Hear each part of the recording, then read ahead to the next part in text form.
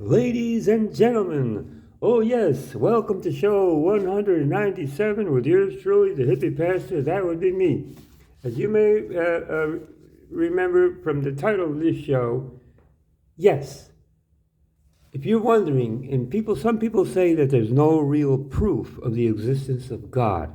They are fools, they are ignorant people, they are not really analyzing and being honest or thinking, and maybe they're confused because religion is such a, basically, generally speaking, in a high percentage, is based on hypocrisy, and it's political, and it's for dividing mankind, and it's created for war. That's religion. So some people confuse religion with God.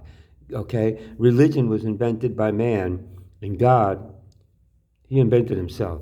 And now the greatest proof of the existence of God is many in Mother Nature, because even in the Bible, in one part, I think the Apostle Paul had to recognize that the personality of God is, you could see it, is described in Mother Nature, not in a church building, in Mother Nature, in all of its splendor and beauty. And if you don't think that's enough proof of the existence of God, there's something wrong with you. And the greatest proof is sex, right? Okay, like the birds and the bees and the flowers and the trees. I mean, everybody's doing it for what? For pleasure, for love, for showing love, for sharing pleasure, for sharing between two beings. You got, and then the genders, the male and female, the penis, the vagina, giving birth, with all this pleasure.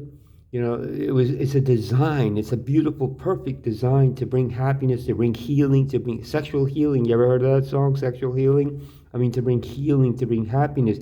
And the greatest thing, procreation, multiplication of the species. Come on. There's intelligence, there's wisdom in design of that situation. Sex is everything, okay? Even I think Freud said something like that. I mean, the insects, the microbes, the mankind, humankind, human people, animals, dinosaurs, everybody is doing it, and it's for happiness. And then, how do you like that? Procreation comes from it. If it wasn't such a great and pleasurable event, nobody would be doing it. And what would happen to procreation, right? Okay, so now we are in the book of Mark, and we're in beginning chapter 9. Remember, I only read the words of Jesus, the red letters, and then I explain with the true interpretation, courtesy of the hippie pastor, the in-betweens. So let us begin now with Jesus. We're in Mark chapter 9, and here goes verse number 1, which is super, super interesting.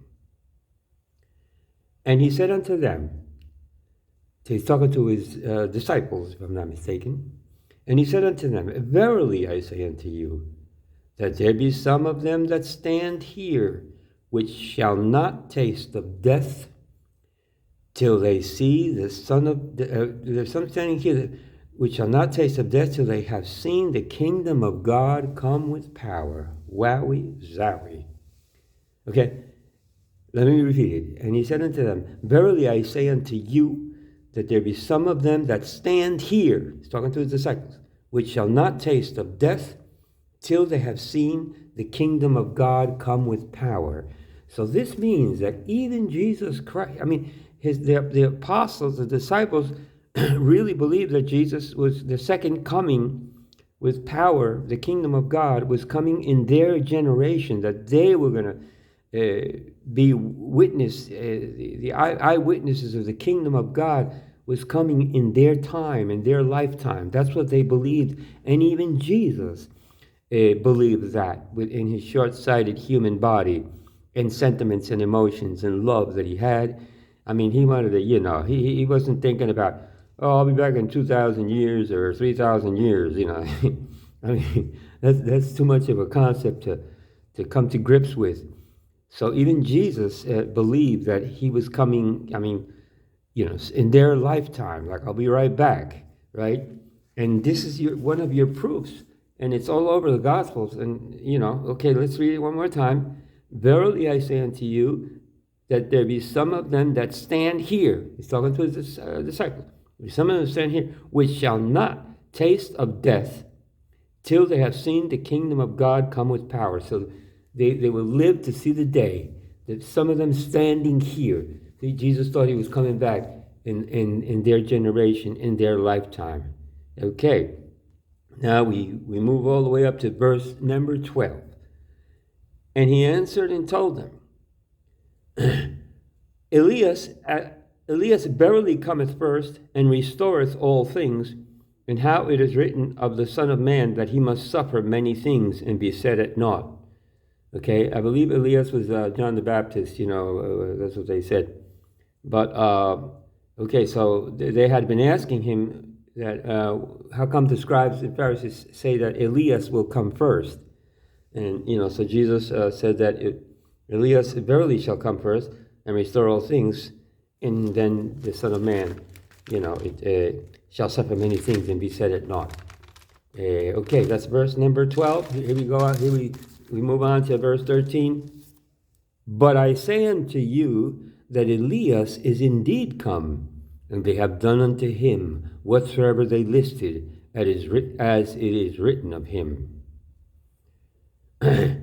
Okay, so I believe that he's referring to John, his first cousin, John the Baptist. And he asked the scribes, what question ye with them? Okay, this is verse 16. All right, he asked the scribes what question, and I guess they couldn't. The disciples could not heal this possessed person who's having seizures, and they couldn't heal him. They tried and they could not. They could not. It's verse 19. He answereth him and saith, O faithless generation, how long shall I be with you? How long shall I suffer you? Bring him unto me. And they brought him unto him. And when he saw him, straightway the spirit tear him, and he fell on the ground and wallowed, foaming at the mouth, just a seizure. He was having a seizure. And Jesus, he asked the guy's father, how long is it ago since this came unto him? And the father said, of a child. And oftentimes it casts him into the fire, into the water to destroy him. But if thou canst do anything, have compassion on us and help us. They wanted Jesus to heal this tormented person with seizures. It was having these uncontrollable seizures and foaming at the mouth. Okay, so Jesus said unto him, if thou canst believe, all things are possible to him that believeth. And the father of the child cried in tears, Lord, help my unbelief. So he was having a hard time really believing, and he asked the Lord to help his lack of faith. Help my unbelief. Verse 25, when Jesus saw that the people came running together, he rebuked the foul spirit, saying unto him, Thou dumb and deaf spirit, I charge thee, come out of him, and enter no more into him. And the spirit cried and rent him sore, and came out of him, and he was as one dead, and they thought he was dead. But Jesus took him by the hand and lifted him up, and he arose. And the disciples were greatly, how come we couldn't do it? How come we couldn't cast him out? And Jesus says, this kind can come forth by nothing but by prayer and fasting. And they departed.